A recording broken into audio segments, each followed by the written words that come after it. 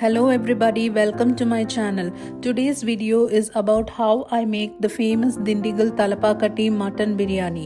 It's a unique recipe and a must-try one too for all the biryani lovers.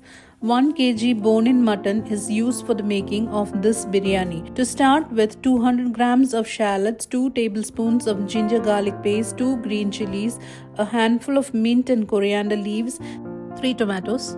Spices to prepare the biryani masala powder are taken. The biryani masala powder is the one which makes this biryani unique in its own way. After preparing the biryani masala powder, the shallots are crushed. It's then sauteed in 2 tablespoons of ghee.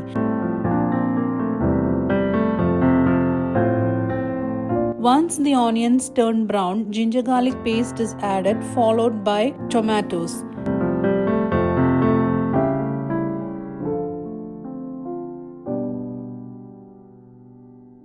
Next goes in the mint and coriander leaf, turmeric powder, half teaspoon chilli powder, 2 tablespoons of pepper powder, 2 tablespoons of the biryani masala powder.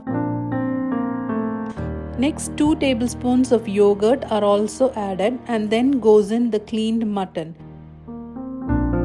Salt of desired amount is added and followed by half a cup of water.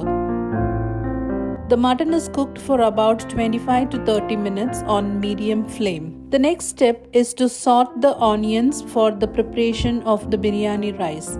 As the onion is sauteed until translucent, we take away the gravy from the cooked mutton. 1 teaspoon of ginger garlic paste is sauteed along with a few mint and coriander leaves. Later, the washed and drained rice is added and roasted for a minute.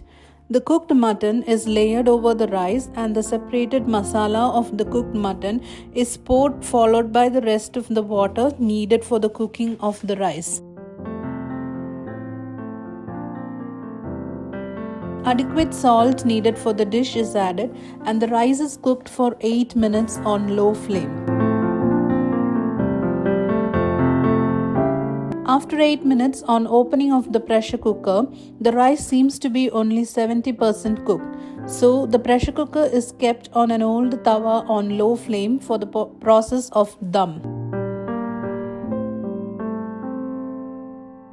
After about 45 minutes, the biryani is ready and it can be served. This is a super tasty and unique flavored biryani. Do try this recipe and let me know what you feel about the dish. I will see you with yet another tasty dish. Until then, it's me, Jo. Bye-bye.